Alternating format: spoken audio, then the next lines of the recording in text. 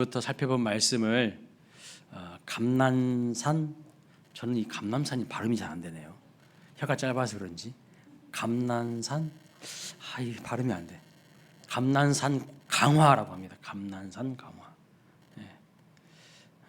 감남산 강화가 뭐냐면요, 예수님 재림하실 때, 종말의 때에 대해서 예수님께서 제자들에게 가르치시면서 말씀하시는 내용이 감남산 강화예요. 이 강화라는 말을 우리가 잘 일상에서 사용하지 않지 않습니까? 그래서 인터넷 구글 사전에 보니까 이렇게 설명하고 있습니다. 어떤 주제에 대하여 강의하듯이 쉽게 풀어서 이야기함. 그것이 강화예요. 강화.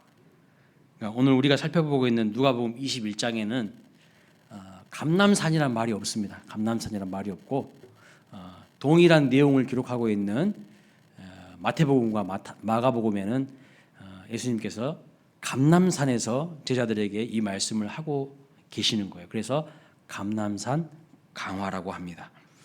총 세 부분으로 오늘 누가복음 21장에 보면은 이 감남산 강화가 구성되어 있습니다. 자, 화면을 보실까요? 지난 주일날 우리가 살펴보았던 말씀이 5절부터 19절이었죠. 정말에 나타난 여러 가지 징조들과 성도들에게 주시는 하나님의 약속에 대해서 말씀하고 있고요. 오늘 우리가 읽었던 부분은 세 번째 단락인데 환난과 재림을 준비하는 성도의 자세에 대해서 말씀하고 있는 대목입니다.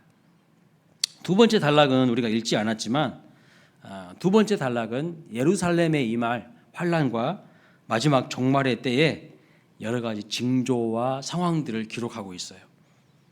그런데 왜 예루살렘에 임할 환난과 마지막 종말의 때, 예수님 오시는 그 재림의 때를 같이 놓고 있을까요?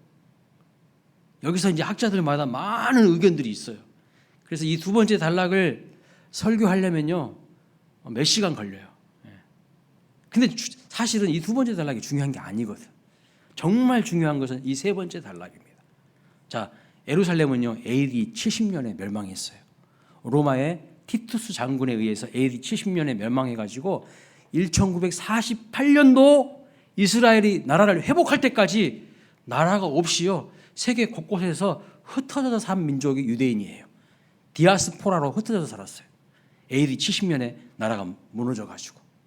근데 그 AD 70년에 예루살렘이 멸망당할 그 내용과 예수님이 재림하여서 오실 그 종말의 때를 같이 놓고 이야기하고 있기 때문에 이게 어느 때까지 예루살렘 멸망에 대한 이야기고 또 이것이 어느 때의 종말에 대한 이야기인지가 선명하게 구분이 안 돼 있어요.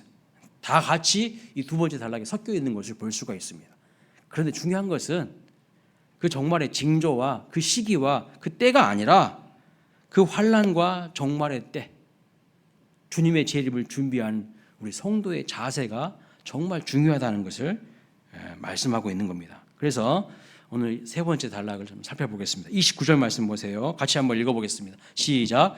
이에 비유로 이르시되 무화과 나무와 모든 나무를 보라. 30절. 싹이 나면 너희가 보고 여름이 가까운 줄을 자연히 아나니. 여러분, 싹이 나게 되면은 어떤 계절이 이제 오게 됐다는 것을 우리가 알게 되죠.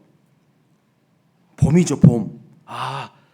싹이 이렇게 나게 되면 이제 따뜻한 봄이 오는가 보다라는 것을 알 수 있지 않습니까? 그리고 조금 지나면 이제 꽃이 피겠고 또 조금 지나면 여름이 오겠네라는 것을 우리가 직감할 수가 있죠. 단풍을 보면서 우리는 뭘 느끼죠? 가을을 느낍니다. 가을을 경험하죠. 좀 지나면 뭘 느끼죠? 이 단풍에 있는 아름다운 이 나뭇잎들이 다 떨어지고 낙엽이 되고 앙상한 가지만 남는 또 겨울이 오겠구나라는 것을 우리가 금방 느낄 수 있고 알 수가 있습니다. 겨울을 예상할 수가 있죠. 그러니까 나무에 일어나는 이런 변화들을 보면서 지금이 어떤 때인지를 인식할 뿐만 아니라 곧 앞으로 어떤 일이 일어날 것인지에 대해서도 우리가 충분히 예상할 수가 있다는 것입니다. 예수님이 지금까지 말씀하신 이 여러 가지 징조들, 여러 가지 상황들 역시 그런 역할을 한다고 지금 말씀해 주고 있는 것이죠. 그래서 31절입니다. 같이 읽어보겠습니다. 시작. 이와 같이 너희가 이런 일이 일어나는 것을 보거든 하나님의 나라가 가까이 온 줄을 알라. 예수님은요, 정확한 날짜를 말씀해 주시진 않았어요. 이것은 그냥 감추어 두셨어요. 왜 감추어 두셨냐면 그래야 우리에게 더 유익하기 때문이에요. 그것이 더 유익하다고 판단하셨기 때문에 우리에게 하나님께서 그 날과 그 시에 대한 구체적인 날짜는요, 말씀하지 않았습니다. 대신 여러 가지 징조를 통해서 그 날이 가까워지고 있다는 것을 알라고 지금 말씀하고 있는 거죠. 자, 그래서 그때는, 그 날은 인간에게 있어서는 감추어져 있는 비밀의 영역입니다. 그런데 여러분, 마태복음이 기록하고 있는 감람산 광화에는요, 누가복음이 기록하고 있는, 누가복음에 없는 구절이 있어요. 자, 마태복음 24장 36절 말씀 같이 한번 읽어보겠습니다. 시작. 그러나 그날과 그때는 아무도 모르나니 하늘의 천사들도 아들도 모르고 오직 아버지만 아시느니라 그랬습니다.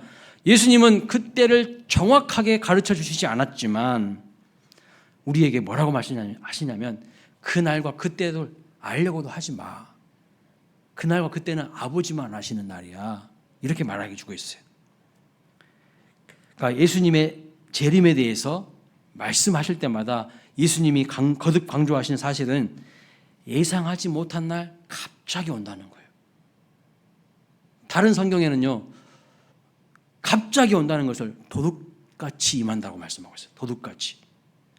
또 어떤 분들은 이걸 오해합니다. 아, 그러면 예수님이 모자 딱 쓰고 마스크 딱 쓰고 어느 날 조용히 밤에 도둑놈으로 온다는 뜻이에요? 예. 그러니까 문자적으로 해석해야 될 때가 있고 의미적으로 비유적으로 해석해야 될 때가 있는데 반대로 하시는 분들이 상당히 많아. 그 사람들이 이단입니다. 그러니까 재림의 날이나 종말의 날짜 시간을 이야기하는 사람은요, 한마디로 말하면 다 가짜라고 보시면 돼요. 누구만 아신다고 했습니까? 누구만? 하나님 아버지만 아신다고 했잖아요. 근데 내가 저 산에 가가지고 그냥 주구장창 앉아가지고 기도 많이 해봤더니 하나님이 너만 알고 있어. 언제 내가 예수를 다시 이 땅에 보낼 거야. 너만 알고 있어. 그렇게 하신다고요? 절대 그렇게 안 하신다는 거예요. 그러니까 내가 예수님이 몇 월 며칠 날 오신다는 거 안다는 사람은요, 자기가 하나님 된 거예요. 하나님만 아신다 했는데 지가 하나님 된 거죠. 그러니까 완전 사입인 거죠. 거짓 선지자이고 거짓 교사인 겁니다.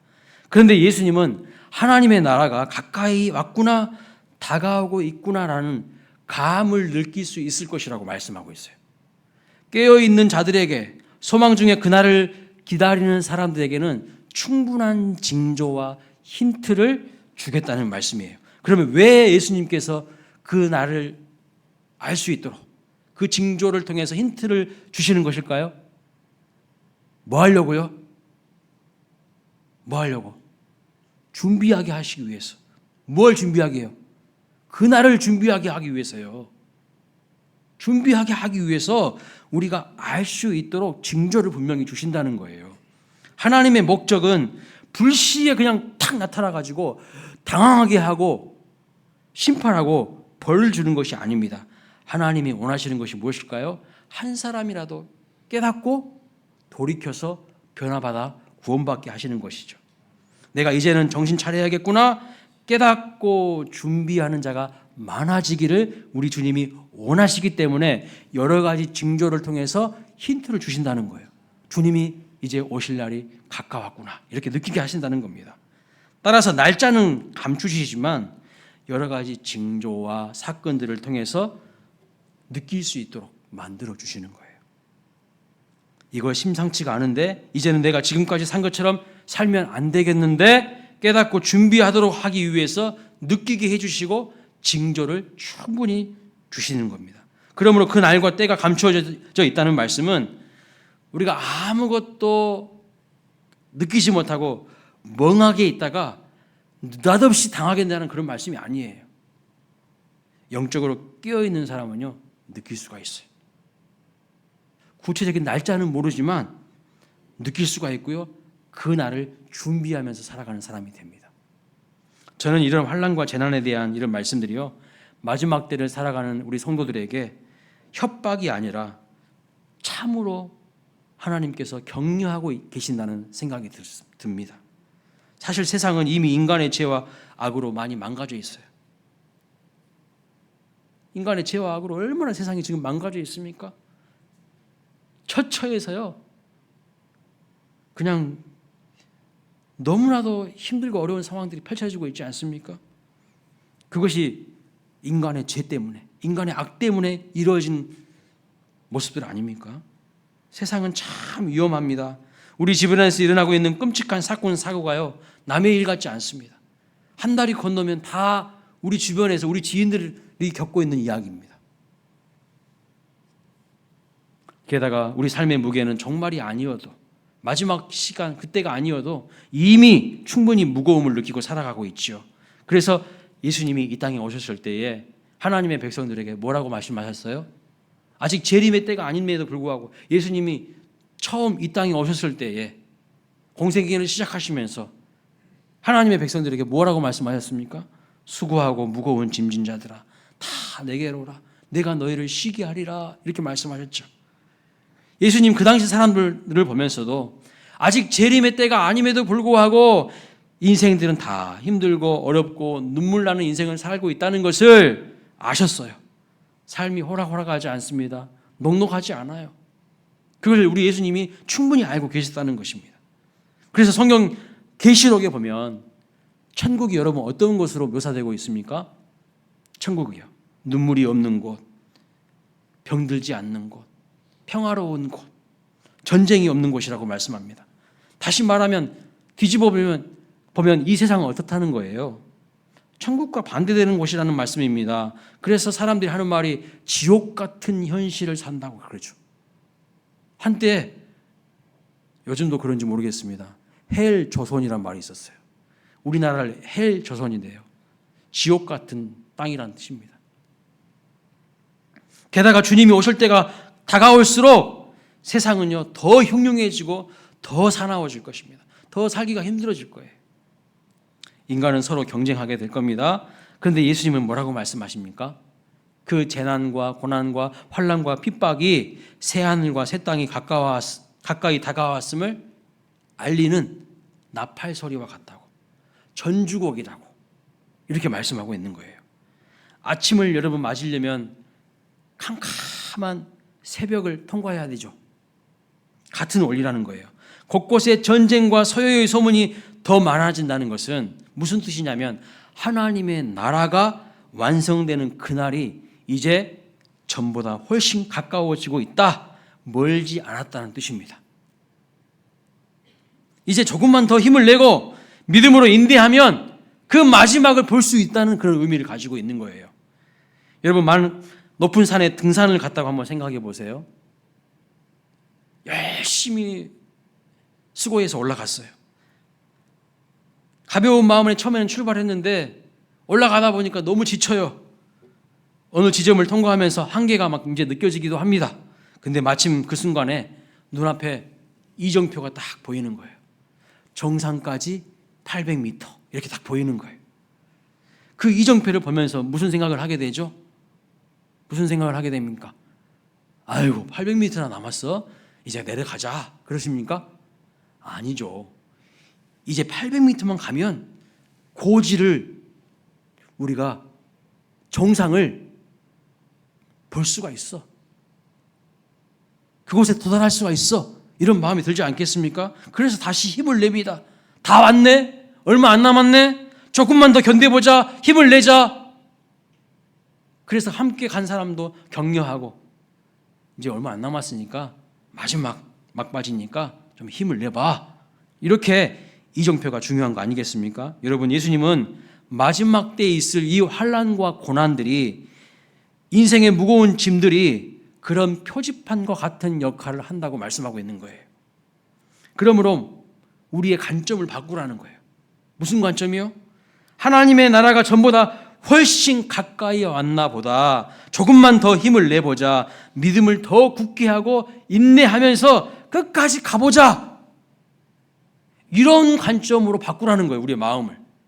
에이, 못 살겠네. 이 더러운 현실.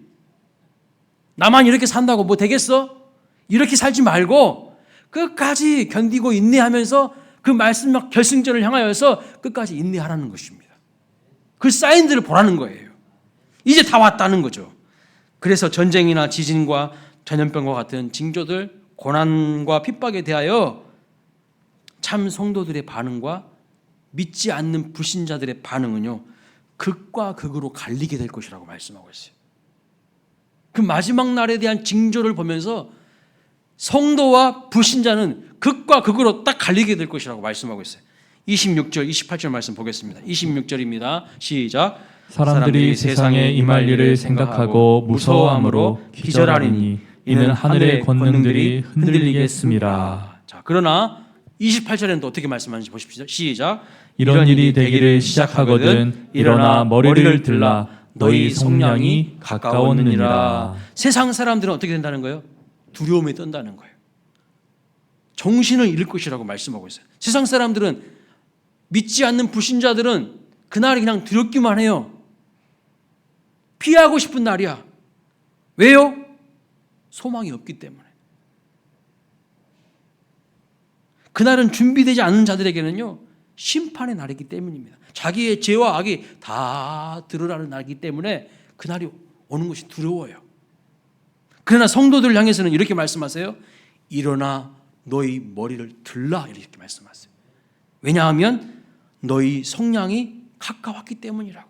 너희 죄에 대한 속량이 완성되는 그날, 참 자유함을 얻는 그날이 이루어지기 때문이라고 말씀하고 있어요. 그날은 소망이 성취되는 날이기 때문입니다. 간절히 인내하고 기다리던 우리의 구원이 완성되는 그날이기 때문이죠.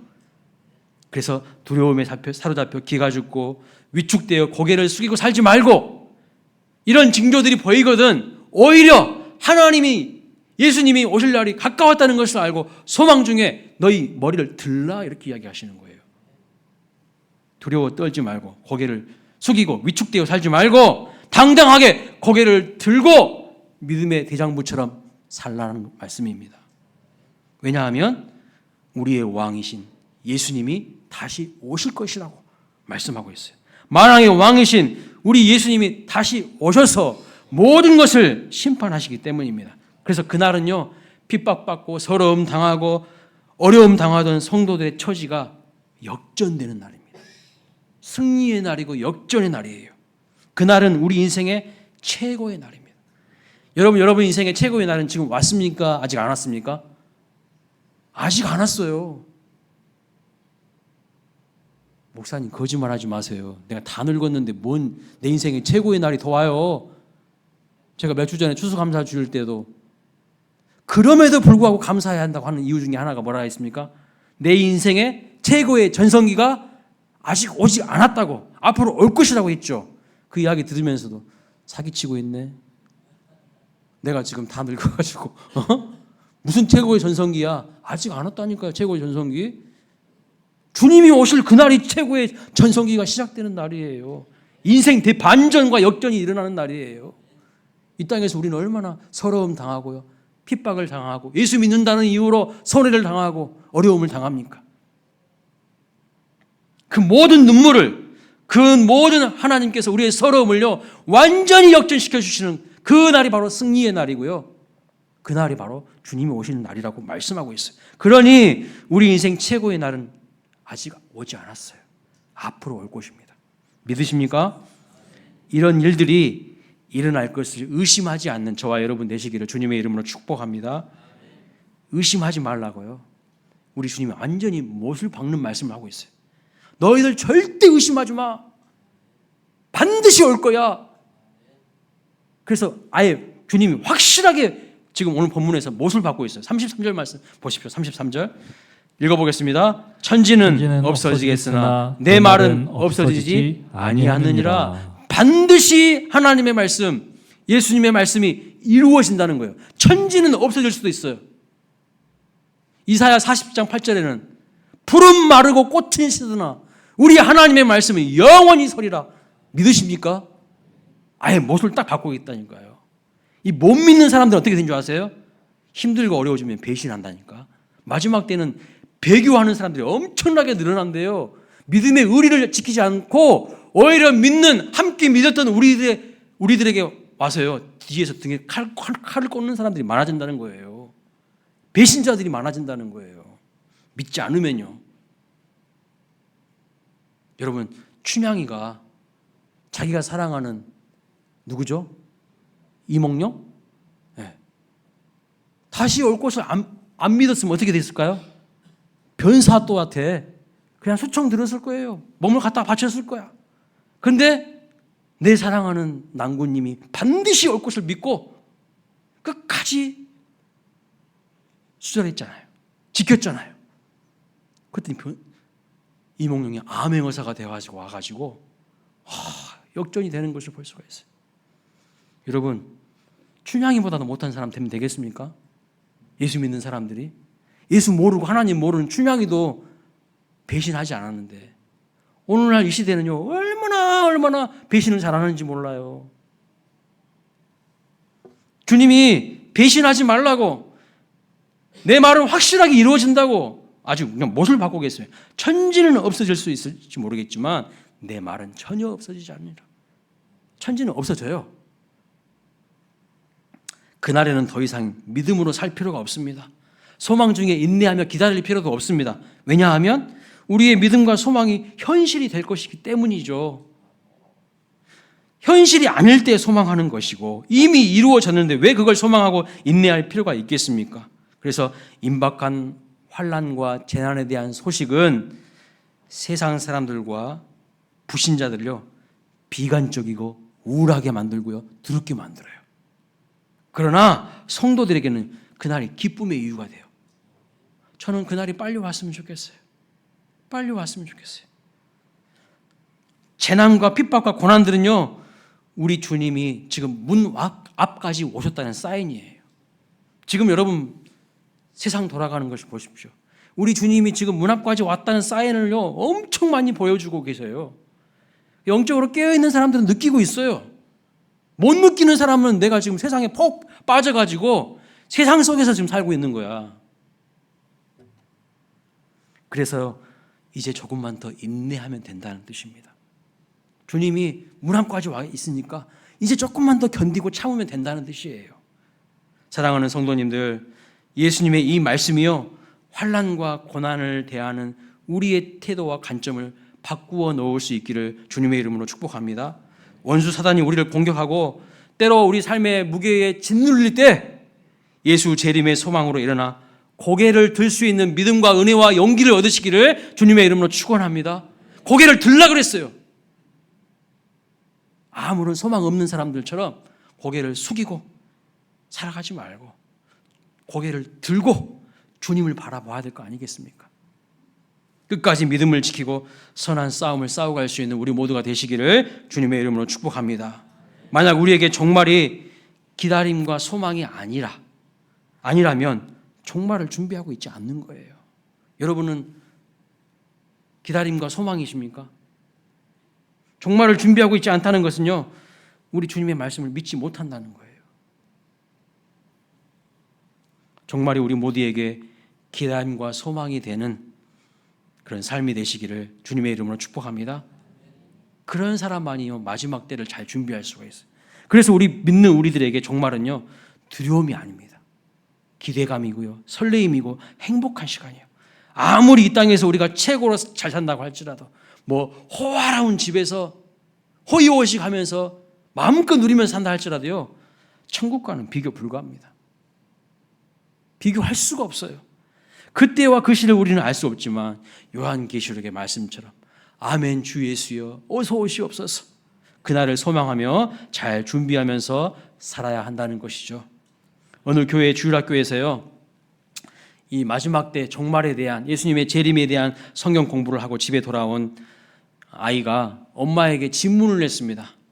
엄마 오늘 주일학교 가니까 교회 선생님이 그러시는데 이 세상의 삶은 천국을 준비하는 삶이래요. 이 땅이 영원한 우리가 거할 거처가 아니고 우리의 본향, 우리가 궁극적으로 영원히 살 곳은 저 천국이래요. 이렇게 엄마한테 이야기하는 겁니다. 그러니까 엄마가 이 아이 하는 말이 너무 기특하고 귀여워서 이렇게 이야기합니다. 그래, 맞지. 그렇게 대답을 했어요. 그런데 딸이 엄마에게 다시 물어보는 거예요. 엄마는 작년에 미국 여행 가기 위해서 엄청 준비를 많이 하셨고, 올해는 또 유럽 간다고 엄청 준비를 많이 하셨고, 다른 나라 여행을 가실 때마다 몇 달 전부터 미리미리 여행을 준비하시는데 왜 천국은 준비를 안 하세요? 자기 딸이 그랬대. 그 이야기를 들으면서 어머니가요, 아무 말도 못했답니다. 맞는 말이잖아요. 이 나라 저 나라 여행 갈 때는요, 막 몇 달 전부터 준비해, 한 달 전부터 준비해, 이것도 저것도 다 들고 가. 근데 천국 갈 준비는 하나도 안 하고 있어. 오늘 우리의 모습이 그렇지 않습니까? 천국 갈 준비는 어떻게 하는 것일까요, 여러분? 천국 갈 준비는 어떻게 하는 것일까요? 34절부터 36절에 기록하고 있습니다. 이 부분이요, 지금 감남산 강화의 결론이고 핵심이에요. 앞에 내용들 막 엄청나게 잘 해석하고요, 막 기가 막히게 해석해내도요, 오늘 34절부터 36절의 말씀을 우리가 무시하고 지키지 않으면 말짱 도루묵입니다. 아무 필요 없는 거예요. 헛것이에요. 그만큼 34절부터 36절 말씀이 아주 중요하다는 거예요. 자, 같이 한번 읽어보도록 하겠습니다. 시작. 너희는 스스로 조심하라. 그렇지 않으면 방탕함과 술 취함과 생활의 염려로 마음이 둔하여져서 뜻밖의 그날이 덕과 같이 너희에게 임하리라. 이러므로 너희는 장차올 이 모든 일을 능히 피하고 인자 앞에 서도록 항상 기도하며 깨어 있으라. 아멘. 자, 어떻게 준비하라고 말씀하십니까? 첫 번째, 스스로 조심하라고 말씀하고 있어요. 스스로 조심하라. 이 말씀의 핵심 두 가지는, 첫째는 스스로 조심하라는 겁니다. 권투 선수를 생각하시면 좋을 것 같아요. 여러분, 권투 경기 보신 적 있죠? 복싱 경기. 권투 선수가 방심하면 어떻게 됩니까? 순간 얻어 터집니다. 그래서 옆에서 코치가 계속해서 잔소리처럼 하는 말이 있어요. 무슨 말이죠? 권투 경기 잘 좋아하시는 분들, 저는 복싱, 권투 이런 거 좋아하는데, 제가 중학교 때 킥복싱을 한 1년 배웠거든요. 근데 옆에서 코치가 뭐라고 하냐면 계속 가드 올려 그런 이야기예요. 가드 올리란 말이 무슨 뜻이죠? 이렇게 하라는 거예요. 이렇게. 이렇게 하고 상대방을 탁 째려보라는 거예요.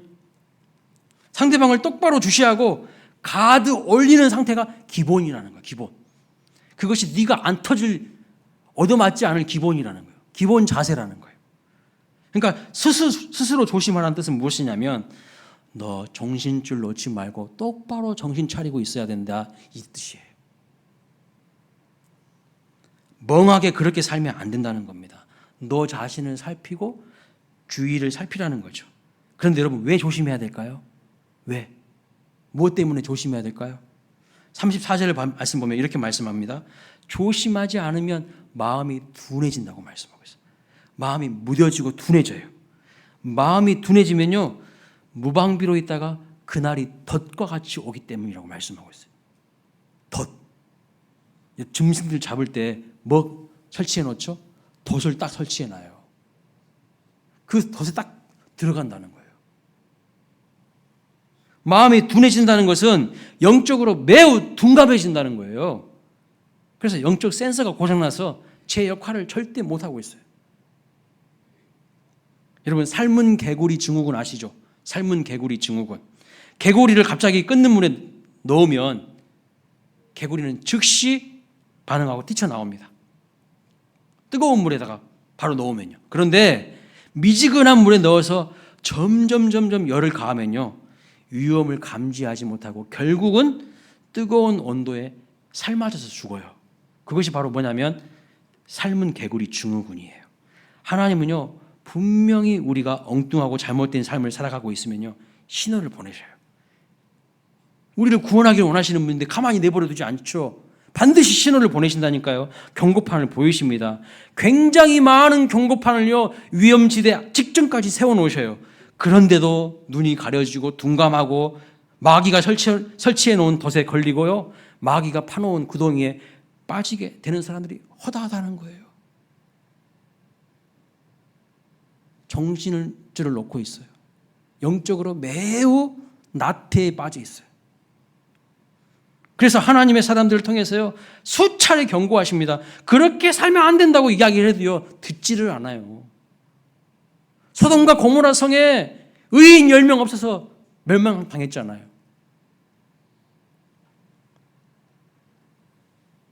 벽날 총날 외쳐봐도요, 듣는 사람이 없어요. 자, 근데 예수님은요, 무엇이 우리의 마음을 둔하게 한다고 말하셨을까요? 만든다고 하셨습니까? 34절에 보시면 세 가지가 나와 있습니다. 무엇이 우리의 마음을 둔하게 하는가? 방탕함과 술 취함과 생활의 염려가 우리의 마음을 둔하게 만든다고 말씀하고 있어요. 여러분, 술을 마시면 무엇의 지배를 받습니까? 무엇의 지배를 받아요? 일부러 말 안 하시는 거죠? 안 들키려고? 예. 다 마셔보셨잖아. 예? 웃으시는 분들은 다 경험자들이신 것 같아요. 여러분, 술을 마시면 뭐의 지배를 당하죠? 술의 지배를 당합니다. 그렇죠? 이게 방탕함과 술 취함은요, 세상의 가치관에 사로잡혀서 지배를 받는 상태를 말하는 거예요. 세상의 가치관에 지배를 받는 상태. 그래서 성령 충만과 반대되는 개념으로 성경은 계속 술 취하지 말라고 이야기하고 있는 거예요. 에베소서 5장 18절에 술 취하지 말라, 이는 방탕한 것이니 오직 성령의 충만함을 받으라 라고 말씀하고 있어요. 술 취하는 것은요, 육신의 정욕, 안목의 정욕, 이생의 자랑에 빠져있는 상태를 말하는 것입니다. 그래서 이 땅의 것과 세상의 것에서 만족과 즐거움을 찾는 삶을 의미하는 거예요. 다시 말씀드리지만 방탕함과 술 취함은요, 정신 상태를 의미하는 거예요. 우리의 영적인 상태를 의미하는 거예요. 삶의 가치관을 의미하는 것입니다. 인생의 목표를 어디에다 두고 사느냐를 의미하는 거예요. 내가 무엇에 순종하고 있고 무엇을 따르고 있는지를 뜻하는 말이라는 것입니다. 그래서 세상에 빠져 있으면 우리의 마음이 완전히 둔해져요. 내가 지금 잘못하고 있어도요, 잘못한지도 몰라요. 뭐 남들도 다 이렇게 사는데 뭐 이렇게 이야기해 버린다니까요. 나만 그렇게 살면 뭐해? 그게 주님이 주시는 마음일까요? 아니죠. 합리화를 엄청 잘하는 거예요. 생활의 염려는요, 말 그대로 이 땅의 삶에 대한 근심, 걱정입니다. 매일 세상살이를 걱정하는 겁니다. 여러분, 세상에 대한 염려가 있는지 없는지 판별할 수 있는 리트머스 시험지가 뭔지 아세요? 내가 염려하는 삶을 살아가는지 아닌지를 판별할 수 있는 리트머스 시험지가 있어요. 그게 뭔지 아십니까? 내 입에서요, 감사가 나오는지 불평이 나오는지를 보면 알아요. 소망의 말을 하는지 아니면 절망의 말이 나오고 자꾸 누구를 탓하느냐, 그걸 보면 알아요. 이 사람은요, 항상 원망하고 불평하고 소망 없는 말을 하는 사람은요, 생활의 염려로 찌들어져 있는 사람이에요. 하나님을 놓치고 있어요. 하나님을 바라보지 못하고 있어요. 마귀가 이 시대에 정말 이 생활의 염려로요, 우리의 마음을 홀리고 두렵게 만들어요. 이것도 불안하고 저것도 불안하고 다 두렵고 불안한 거예요. 하나님을 믿지 못하는 거예요. 어린 아이로부터 젊은이들과 노년에 이르기까지 정말 많은 사람들이 이 생활의 염려로 찌들어져 있습니다. 성도 여러분, 무엇이 나의 마음을 둔하게 만들고 있는지 한번 가만히 생각해 보세요. 나에게 술과 같은 것은 무엇인지를 살펴보시기 바랍니다. 나에게 있는 생활의 염려는 어떤 모습으로 지금 드러나고 있는지를 보시기 바랍니다. 내 입에서 원망과 불평이 나오는지 감사와 찬양이 나오는지를 살펴보세요. 여러분의 지금 삶이 영적으로 깨어있는 삶인지 아닌지를 알 수가 있어요. 자, 36절에서 오늘 감람산 광화의 핵심이자 결론을 이렇게 말씀하고 있어요. 예수님은요, 항상 기도하며 깨어있으라고 말씀합니다. 그러면 왜 항상 기도하며 깨어있어야 할까요? 왜요? 36절을 보면 장차 올 이 모든 일을 능히 피하고 인자 앞에 서기 위해서라고 말씀하고 있어요. 깨어있는 생활과 기도가 이 모든 일들을 피하고 주님 앞에 설 수 있는 강함과 능력을 우리에게 줄 수 있다는 그런 뜻입니다. 믿으십니까? 자, 34절과 연결해서 읽어보면 이런 뜻이에요. 34절과 연결해서 읽어보면 기도는요, 방탕함과 술 취함과 염려를 이길 수 있는 능력입니다.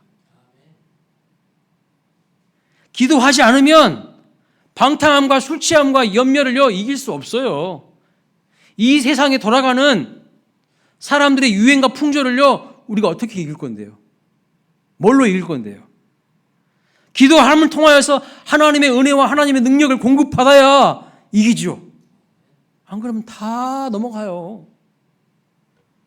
결국 기도하는 믿음의 사람들만이 마음이 둔해지지 않을 수 있다는 뜻입니다. 그래서 항상 깨어있고 기도하지 않으면 마음이 둔해지는 거 한순간이에요. 아무리 성경적인 지식을 많이 알고 있다 할지라도요, 하나님 앞에 엎드리지 않으면 우리의 믿음이라는 것은요, 후 불면 날아간다니까요. 시편 1편에 그렇게 말씀했잖아요. 아기는 바람에 나는 겨와 같다고. 뿌리가 없어요. 하나님께 연결이 안 돼 있어요. 기도를 통해서 하나님과 깊이 연결이 돼야지 하나님이 나를 딱 붙들어 주시고 잡아주시거든요. 내 인생의 문제도 하나님 주신 은혜와 능력으로 그걸 뛰어넘을 수 있거든요. 근데 뿌리가요 희지부지해 뽑혀 있어. 하나님과 연결이 안 돼 있어. 후 불면 다 넘어가죠. 다 날아가 버리는 거예요. 어떻게 이길 거냐는 거예요. 때문에 예수님은 이 감람산 광야의 결론으로 마지막 때를 우리 성도들이 어떻게 준비해야 되는가? 항상 깨어 있어야 된다는 겁니다. 두 번째는 항상 기도하라고 말씀하고 있어요. 어쩔 때만 기도하고 어쩔 때만 깨어 있는 게 아니에요. 제가 우리나라 그 교회 안에 문화 중에서 제가 별로 안 좋아하는 게 뭐냐면요, 수능 시험 기도회예요. 우리 교회는 그런 거 안 합니다. 왜 안 하는지 아세요? 평상시 때는 기도 안 하는데 그때만 와서 기도한다고 해가지고 잘 될 것 같습니까? 안 돼요. 항상 기도하는 거예요. 항상. 기도는요 영혼의 호흡이에요. 호흡을 멈추면 어떻게 됩니까? 다 죽죠. 영적으로 무기력해지죠. 근데 호흡을 어쩔 때만 할 겁니까? 어쩔 때만? 아니잖아요. 항상 해야 되잖아요. 그래서 주님이 이 감람산 광야의 결론으로 항상 기도하고 항상 깨어 있으라고 명령하시는 것을 볼 수가 있는 거예요. 그래서 여러분, 우리가 걱정해야 되는 것은 생활의 염려가 아니라 뭘 걱정해야 될까요? 여러분의 기도가 약해지고 있다면 그것이야말로 진짜 걱정거리예요. 뭘 걱정해야 되는지도 몰라. 우리는 내 기도가 약해지고 있으면요 그것을 진짜 걱정해야 돼요. 하나님과 연결이 흐리멍텅해져 있는데 뭐가 잘 되겠습니까? 잘 된다고 할지라도 그건 잘 된 게 아니에요. 그건 성공이 아니라고요. 내가 하나님과 연결이 안 돼 있는데 세상적으로 잘 나가. 그거는요 마귀가 좋아하는 지금 함정에 들어간 거예요. 진짜 걱정해야 될 것은 내 기도가 약해지고 있는 것이 진짜 걱정거리예요. 기도하지 않는 것은요 무슨 뜻입니까? 인생 내 힘으로 살겠다는 뜻 아닙니까? 내가 알아서 할 테니까 상관하지 마세요. 하나님의 도움이 필요하다면 기도하지 않을 수가 없어요. 내 자녀들의 미래가 걱정된다면요 믿음의 부모는요 하나님 앞에 나와서 엉엉 울면서 기도하지 않을 수가 없어요. 알아서 되겠지 이게 아니에요. 마귀가 가만히 둔 줄 아십니까? 얼마나 하나님 믿지 못하도록 집요하게 끌어당기는데요. 우리의 믿음을 흐트러지게 하고요 영적으로 무뎌지게 하기 위해서 얼마나 마귀는 많은 작전을 펼치고 있는데요. 우리는 기도도 안 해요. 어떻게 이길 겁니까? 하나님의 도움이 필요하면 기도하지 않을 수가 없어요. 이제 그만 인생 헛발질을 멈추고 하늘 창문을 두드린 자에게 크신 은혜와 복을 주실 줄로 믿습니다. 그런 주인공들 되시기를 주님의 이름으로 축복합니다. 따라서 하십시오. 인생 헛발질을 멈추고 하늘 창문을 두드리라. 이 말씀이 예수님의 결론이에요. 마지막 때를 살아가는 우리에게 하늘 창문을 두드리는 삶을 살아가라고. 그것이 우리가 승리하는 마지막 때를 준비하는 삶이라고 주님이 말씀하고 있습니다. 우리는 지금 마지막 때를 살고 있습니다. 우리 당대에 예수님이 안 오실 수도 있어요. 그러나요, 개인적인 종말은 내가 죽는 거예요. 누구든지 개인적인 종말을 경험합니다. 그 시간도 다가오고 있는 거예요. 그 마지막 때에 우리는 무엇을 해야 합니까? 주님을 말씀하십니다. 항상 기도하며 깨어있으라. 너희 스스로 조심해라. 정신을 차리고 있어야 한다는 거예요. 인생 헛발질을 멈추고 하늘 창문을 두드림으로 말미암아 하나님의 크신 은혜와 복을 받으시는 우리 광일교회 모든 성도님들 되시기를 주님의 이름으로 축원합니다. 아멘. 다음